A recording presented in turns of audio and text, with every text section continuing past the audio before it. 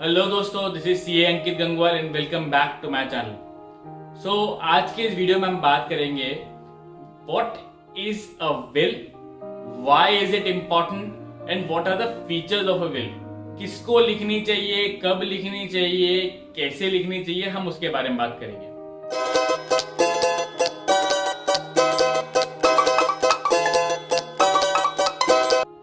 दोस्तों, विल का नाम सुनते ही हमारे सबके मन में बहुत ज्यादा नेगेटिव वाइब्स आने लग जाती हैं। हमको लगता है विल तो तभी लिखनी चाहिए जब किसी का लास्ट टाइम आने वाला है, या फिर वो एक्सपेक्ट कर रहा है कि वो बीमार है, या फिर वो ज्यादा सरवाइव नहीं करने वाला, तो वो अपनी प्रॉपर्टीज, अपने असेट्स, अपनी लायबिलिटी सबके बारे में एक डॉक्यूमेंट बनाता है, उसे हम कहते हैं will.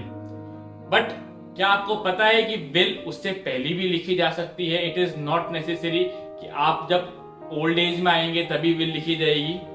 So basically will is a legal document which specifies कि जिसकी विल लिखी जा रही है उसके मन में क्या थॉट प्रोसेस है, वो अपने असेट्स एंड लायबिलिटीज उनकी डेथ के बाद वो किसको देना चाहते हैं, कैसे देना चाहते हैं, कितने प्रपोर्शन में देना चाहते हैं, या फिर वो डोनेट करना चाहते हैं, क्या किसी कॉज में इन्वेस्ट करना चाहते हैं। इस विल के अंदर सब कुछ मेंशन होता है। लेकिन अब यहाँ पे लोगों को लगता है कि हमको विल लिखनी ही क्यों है जब हमारे बच्चे ऑलरेडी हैं, हमारे हर जगह नॉमिनीज के नाम डिक्लेयर कर रखे हैं। दोस्तों, मैं आप सबको बता देना चाहता हूं, there is a difference between a nominee and a legal heir. Nominee सिर्फ एक केयर टेकर होता है, उसके पास लीगल अथॉरिटी नहीं होती आपके असेट्स के ऊपर कोई क्लेम रखने की। सो इन शॉर्ट अगर मैं बोलूं, nominee is a person who will help after your demise आपके असेट्स को किसी राइटफुल ओनर के पास तक पहुंचाने में। और यहाँ पे राइटफुल ओनर कौन होता है? Who is a legal heir. So we have to get rid of this misconception कि अगर मैंने नॉमिनी डिक्लेयर किया हुआ है तो मेरा काम हो चुका। नॉमिनी से कुछ नहीं होता, legal higher is much more important. एक बात और बता देता हूं, लीगल हायर डिक्लेयर करना इंपॉर्टेंट क्यों है।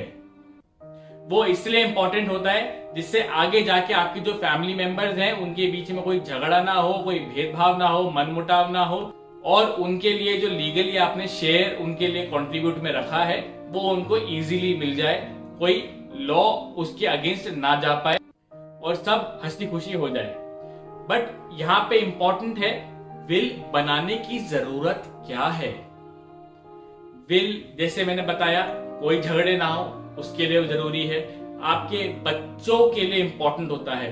कई बार होता है कि हमारी विल हमको लगता है कि अभी जरूरत पड़ेगी, हमारी बुढ़ापे में जरूरत पड़ेगी, किस एज में पड़ेगी हमको नहीं पता।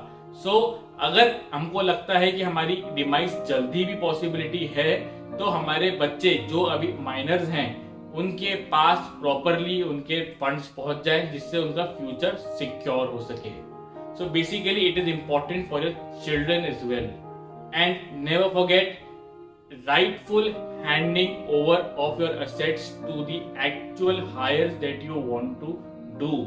अगर आप चाहते हैं कि कोई पर्टिकुलर असेट या लाइबिलिटी किसी एक बंदे के पास जानी चाहिए तो वो आप विल के थ्रू ही डोमिनेट कर सकते हैं। अगर आप ऐसे ही किसी को नॉमिनी बनाकर बोलेंगे कि ये मेरा लीगल हायर है, वो वैलिड नहीं माना जाता। To give your legal heirs और right direction and right ownership, you need to have a will. But इस वीडियो के थ्रू मैं आपको ये बहुत क्लियरली बता देना चाहता हूं, चाहे आप 20 साल के हो, 30 साल के हो, 40 के हो या 70 के हो, it does not matter.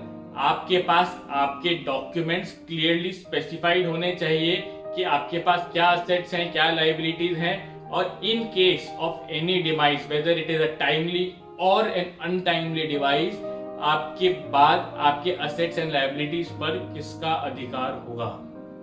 Please do not wait कि मैं 50 का हो जाऊं या रिटायर हो जाऊं या फिर उसके बाद ही मैं अपनी विल बनाऊंगा।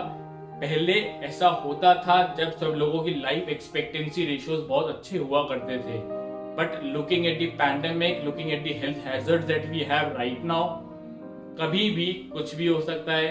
इट इज ऑलवेज एडवाइजेबल, आप प्लीज अभी से उस पर एक्शन लीजिए। आप चाहो तो इस बिल को बाद में रिवाइज कर सकते हो। इट इज नॉट मैंडेटरी कि आपने एक बार बना दी वो चीज खत्म हो गई बाद में चेंज नहीं कर सकते। आप बाद में भी चेंज कर सकते हो, बट एटलीस्ट एक draft copy of your bill बना के रखिए। So that's all from my and. अगर आपको लगता है वीडियो में दिए हुए थॉट्स जो है मेरे आपके लिए हेल्पफुल हैं, do let me know your thoughts in the comment section below as well. And if you are new to my channel, please do not forget to press the subscribe button. That's all from my end. This is C. Ankit Angwal signing off. Bye bye.